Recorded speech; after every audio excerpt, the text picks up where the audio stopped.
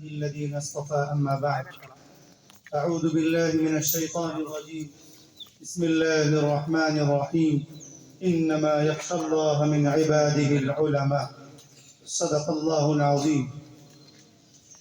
وقال قائل حب الوطن من الإيمان.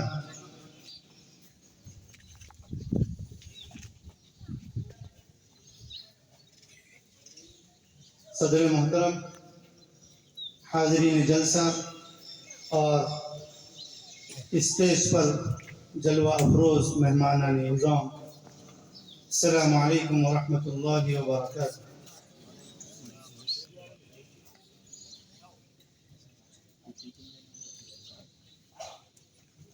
اس بزم جنوں کے دیوانے ہر راہ سے پہنچے یزداں تک، ہے عام ہمارے افسانے دیوار چمن سے زندہ تک.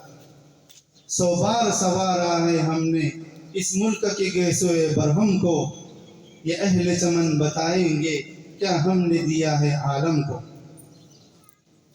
باطل سے دبنے والے اے آسمان نہیں ہم، باطل سے دبنے والے اے آسمان نہیں ہم، 100 بار کر چکا ہے تو امتحان ہمارا. توحید کی امانت سینوں میں ہے ہمارے، توحید کی امانت سینوں میں ہے ہمارے، آسان نہیں مٹانا نام و نشاں ہمارا. برادرانی ملت، ہندوستان کی روشن تاریخ اس بات کی گواہ ہے کہ جب بھی ہندوستان کو خون کی ضرورت پڑی سب سے پہلے ہماری ہی گردن کٹی، اور جب بھی ہندوستان کی سالمیت کو خطرہ لاحق ہوا تو مسلمان ہی آگے بڑھ کر، مسلمانوں نے ہی آگے بڑھ کر اس کی حفاظت اور پاسبانی کی. شاعر کہتا ہے جب بھی گلستہ کو خون کی ضرورت پڑی سب سے پہلے ہماری ہی گردن کٹی، پھر بھی کہتے ہیں ہم سے یہ اہل چمن، یہ چمن ہمارا ہے تمہارا نہیں. میرے محترم دوستو، اس ملک کی آبیاری کے لیے اور آزادی کے لیے علماء کرام نے اپنے جانوں کا ایک بڑا نذرانہ پیش کیا ہے، لیکن اس کے باوجود امت مسلمہ کو ہر وقت کسی نہ کسی طریقے سے اور کسی نہ کسی بہانے دیش بھکتی کا ثبوت دینا پڑتا ہے.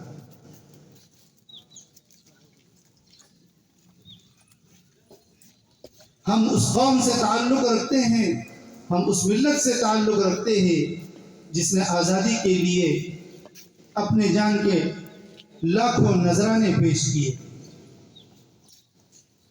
ہمیں دیش بھکتی کا سرٹیفکیٹ دینے کی ضرورت نہیں ہے. اس امت مسلمہ کو دیش بھکتی کا پروف اور سرٹیفکیٹ دینے کی کیا ضرورت ہو جو دن میں اگر 5 مرتبہ فرض نماز ادا کرتا ہے تو 17 مرتبہ اس زمین کو بوسہ دیتا ہے، اور اگر سنن نوافل کے ساتھ وہ نماز ادا کرتا ہے تو 48 مرتبہ اس سرزمین وطن کو وہ بوسہ دیتا ہے اور پیار کرتا ہے. اور اگر اشراق، چاشت اور اوابین کی وہ پابندی کرتا ہو تو ایک مسلمان دن میں 50 سے زائد مرتبہ اپنے وطن کی سرزمین کو بوسہ دیتا ہے. ایسے مسلمانوں کو دیش بھکتی کا سرٹیفکیٹ دینے کی کیا ضرورت ہے؟ اور حالات کیسے ہی ہو، چاہے کورونا وائرس کا زمانہ ہو، چاہے آسمانی اور سلطانی مصائب اور پریشانیاں ہو، زلزلے ہو، حوادثات ہو، باڑھ ہو، ہر موقع پر یہ دیش کا مسلمان سب سے آگے رہا ہے. کورونا وائرس کی مہاماری میں جب خونی رشتے ایک دوسرے کو اجنبی سمجھنے لگے تھے، باپ بیٹے سے اور بیٹا باپ سے دور بھاگ رہا تھا، ماں بیٹی سے اور بیٹی ماں سے دور بھاگ رہی تھی، گویا کہ یوم یفر المرء من اخیہ و امہ و ابیہ و صاحبتہ و بنیہ کا جو منظر کشی قرآن کریم نے قیامت کے حوالے سے کی تھی، وہ قیامت صغریٰ ہم نے اپنی آنکھوں سے دنیا ہی کے اندر کورونا وائرس کے زمانے میں دیکھا. ایسے زمانے میں امت مسلمہ نے بڑھ چڑھ کر حصہ لیا اور بلا تفریق قوم و مذہب اور قوم و ملت کے ہندوستان کی سرزمین پر ہزاروں اور سینکڑوں مذاہب بسنے والے ان کے انتم سنسکار اور ان کے آخری کاریہ کرن میں ساتھ دیا۔ جب باپ بیٹے سے بھاگ رہا تھا، بیٹا باپ سے بھاگ رہا تھا، یہ امت کا نوجوان مسلمان سب سے آگے بڑھ کر ان لاشوں کو اپنے کاندھوں پر اٹھا کر یا تو دفنا رہا تھا یا تو انتم سنسکار کر رہا تھا۔ ایسے مسلمان کو دیش بھکتی کا سرٹیفکیٹ دینے کی کوئی ضرورت نہیں۔ ہمارے یہ کارنامے اور یہ ہمارے ریلیف ہی دیش بھکتی کا سب سے بڑا پروف۔ محترم دوستو، آپ کو معلوم ہے کہ جب سرزمین ہندوستان کے مقدس سرزمین پر انگریزوں کا ناپاک سایہ پڑا اور انہوں نے اپنی شاطرانہ اور عیارانہ چالوں سے اس ملک پر قبضہ جمایا اور ہندوستانیوں پر طرح طرح کے ظلم و ستم کیے اور انہیں غلام بنانے کی کوشش کی گئی، تو ایسے نازک ماحول میں، ایسے نازک حالات میں سب سے پہلے جس عالم ربانی نے ان کے خلاف علم بغاوت بلند کیا وہ حضرت شاہ عبدالعزیز محدث دہلوی رحمۃ اللہ علیہ تھے۔ حضرات، یہ واقعہ مسلم ہے کہ اگر ہندوستان کی جنگ آزادی میں علماء حصہ نہ لیتے اور آگے بڑھ چڑھ کر انگریزوں کا مقابلہ نہ کرتے تو یہ ہندوستان کبھی بھی آزاد نہ ہوتا۔ اگر یہ سرخیل آزادی نہ ہوتے تو تحریک آزادی نہ چلتی، تحریک بالا کوٹ نہ چلتی، تحریک ریشمی رومال نہ چلتی، تحریک خلافت نہ چلتی، ہندوستان چھوڑو تحریک نہ چلتی، مقدمہ وہابیان نہ چلتا، امبارہ سازش کیس نہ بنتا۔ الغرض علماء اکرام ہی نے اپنے خون جگر سے عروس آزادی کی حینہ بندی کی، اپنے مقدس لہو سے شجر آزادی کو سینچا اور اپنے خون جگر سے اسے پروان چڑھایا ہے۔ چنانچہ 1857 کی جنگ آزادی میں 2 محاذ بنائے گئے، ایک محاذ امبانہ پر جس کی قیادت حضرت مولانا جعفر تھانیسری رحمۃ اللہ علیہ فرما رہے تھے، اور دوسرا محاذ شاملی کے میدان پر قائم کیا گیا جس کی قیادت حضرت مولانا حاجی امداد اللہ مہاجر مکی رحمۃ اللہ علیہ فرما رہے تھے۔ اس جنگ میں بڑے بڑے صلحاء اور علماء شہید اور زخمی ہوئے۔ اسی جنگ میں حافظ ضامن رحمۃ اللہ علیہ شہید ہوئے۔ 1857 کی اس جنگ میں کم و بیش 2 لاکھ مسلمان شہید کیے گئے، جس میں سے 52,500 صرف علماء تھے۔ اللہ اکبر۔ تاریخ کے مطابق صرف دہلی میں 500 سے زائد علماء دین کو پھانسی کے تخت دار پر چڑھایا گیا۔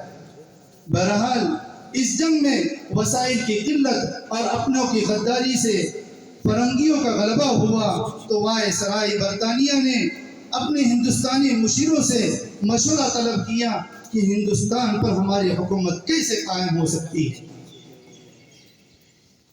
تو ہندوستان کے سب سے بڑے سیاستداں ڈاکٹر ولیم کہتے ہیں کہ ہندوستان میں سب سے زیادہ بیدار مغز مسلمان ہیں۔ مسلمانوں کے اندر جب جذبہ جہاد موجود ہے اس وقت تک ہم ہندوستان پر حکومت نہیں کر سکتے۔ اس لیے سب سے پہلے ان کے جذبہ جہاد کو روندنا ہوگا، کچلنا ہوگا، اور ہندوستان سے علماء کو اور قرآن کریم کو ختم کرنا ہوگا۔ چنانچہ تاریخ گواہ ہے کہ سن 1861 میں 3 لاکھ قرآن کریم کی نسخے بدبخت انگریزوں نے جلائے اور اس کے بعد علماء کرام کو ختم کرنے کا پلان کیا گیا۔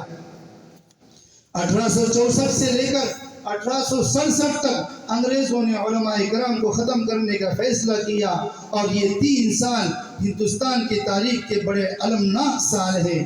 ان 3 سالوں میں انگریزوں نے 14,000 علماء کرام کو تخت دار پر لٹکایا۔ تامسن جو ہندوستان کی تاریخ کا بھروسے مند مورخ ہے، وہ لکھتا ہے کہ دلی کی چاندنی چوک سے لے کر خیبر تک کوئی درخت ایسا نہ تھا جس پر کسی نہ کسی عالم دین کی لاش لٹکی ہوئی نہ ہو۔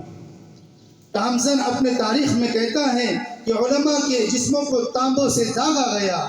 آگے کہتا ہے کہ علماء کو سوروں کی کھال میں بند کر کے جلتے ہوئے تندوروں میں ڈھکیل دیا گیا۔ تامسن کہتا ہے کہ علماء کو ہاتھیوں پر کھڑا کر کے درختوں سے باندھ کر نیچے سے ہاتھی چلا دیے گئے۔ پھر آگے کہتا ہے کہ لاہور کی شاہی مسجد کے صحن میں انگریزوں نے پھانسی کے پھندے تیار کروائے اور ایک ایک دن میں 80 علماء کرام کو اس پر پھانسی دی جاتی تھی۔ آگے تامسن کہتا ہے کہ لاہور کے دریائے راوی میں 80 علماء کو بوریوں میں بند کر کے ڈھکیل دیا جاتا تھا اور اوپر سے گولیوں کا نشان بنا دیا جاتا تھا۔ تامسن کہتا ہے جب میں اپنے خیمے میں گیا تو مجھے مردار کی بدبو آنے لگی۔ جب میں اپنے خیمے کے پیچھے جا کر دیکھتا ہوں تو کیا دیکھتا ہوں کہ آگ کے انگارے دہکائے ہوئے ہیں اور 40 علماء کرام کو ننگا کر کے ان کو برہنہ کر کے اس پر جلایا جا رہا ہے، جس کی بدبو مجھے محسوس ہوئی۔ پھر 40 علماء کرام کو اور بلایا گیا اور ان سے یہ کہا گیا کہ تم میں سے صرف ایک آدمی کہہ دے کہ 1857 کی جنگ آزادی میں ہم شریک نہیں تھے، ہم تمہاری جان بخش دیں گے۔ تامسن کہتا ہے کہ مجھے میرے پیدا کرنے والی کی قسم، ایک عالم دین ایسا نہ تھا کہ جو چپکے سے اقرار کر لے۔ سارے کے سارے علماء آگ میں کودنا پسند کیا اور پکنا پسند کیا، مگر انگریزوں کے سامنے کسی نے بھی گردن نہیں جھکائی۔ حضرات، انہی شیران اسلام اور سرفرش خیر الانام کے سچے جانشین اور حقیقی وارث شیخ الہند رحمۃ اللہ علیہ اور شیخ الاسلام حضرت مولانا عبید اللہ سندھی رحمۃ اللہ علیہ 1857 تک آزادی کی سرخیر اور کمانڈر یہی حضرات تھے۔ آج یہ لوگ دنیا تاریخ میں اسیران مالٹا کے نام سے جانے جاتے ہیں۔ یہی وہ شیخ الہند ہیں جنہوں نے انگریزوں کے خلاف ایک عالمگیر تحریک چلائی تھی کہ عقل انسان حیران اور ششدر رہ جاتی ہے۔ یہ شخص قد و قامت کے اعتبار سے قوی الہیکل اور عظیم الجثہ انسان تو نہ تھا، مگر اپنے دور کے تمام سیاسی قائدین کا امام اور مذہبی رہنما کا مقتدا تھا۔ منبع حریت اور پیکر خلوص و وفا تھا، جو ایک طرف آزادی کے جوش و خروش اور جذبے اور ولولے سے لوگوں کے قلوب کو معمور کر رہا تھا، تو دوسری طرف قال اللہ اور قال الرسول کے جام تشنگان علوم نبوت کو اپنے ہاتھوں سے بھر بھر کر پلا رہا تھا۔ اگر اس عظیم ہستی کی وہ عالمگیر تحریک، جسے تحریک ریشم رومال کہا جاتا ہے، کامیاب ہو گئی ہوتی تو آج ہندوستان کا نقشہ کچھ اور ہی ہوتا۔ آپ کو معلوم ہونا چاہیے کہ تحریک ریشم رومال کیا ہے۔ برادران ملت، دیوبند سے حضرت شیخ الہند رحمۃ اللہ علیہ نے جو تحریک شروع کی تھی وہ معرکہ بالا کوٹ اور 1857 کے انقلاب کے بعد تیسری سب سے بڑی تحریک تھی، جسے تحریک ریشم رومال کا نام دیا گیا، کیونکہ حضرت شیخ الہند رحمۃ اللہ علیہ چاہتے تھے کہ افغانستان اور ترکی کی مدد سے ہندوستان میں فوجی انقلاب برپا کیا جائے۔ اس لیے حضرت شیخ الہند رحمۃ اللہ علیہ نے ایک ریشمی رومال میں ہندوستان کا نقشہ پرو کر اور افغانستان سے ہندوستان کے آنے کے راستے اس میں واشگاف کر کے افغان کے بادشاہ کو یہ سمجھایا تھا، لیکن ہماری غداریوں کی وجہ سے ریشمی رومال کی تحریک واشگاف ہوئی اور جاسوسوں کی مدد سے اس کو ناکام کر دیا گیا۔ انہی کے شاگرد رشید حضرت مولانا عبید اللہ سندھی ہے، جو شیخ الہند کے بعد تحریک ریشم رومال کے سب سے بڑے لیڈر تھے. تحریک ریشم رومال کے سلسلے میں حضرت نے انہیں افغانستان روانہ کیا تھا. جس وقت حضرت مولانا عبید اللہ سندھی رحمۃ اللہ علیہ افغانستان روانہ ہوئے اس وقت ان کی داڑھی ابھی نکل رہی تھی، گویا کہ وہ آپ ہی کی عمر کے تھے. اور جب وہ افغان اور ایران کی خاک چھان کر ہندوستان لوٹے تو ان کی داڑھی کے بعد سفید ہو چکے تھے. میرے بھائیو بزرگو دوستو، معمولی قربانی نہیں ہے. حضرت شیخ الہند کے سب سے چہیتے اور ہر دل عزیز شاگرد حضرت شیخ الاسلام حضرت مولانا حسین احمد متی رحمۃ اللہ علیہ، جنہوں نے خلافت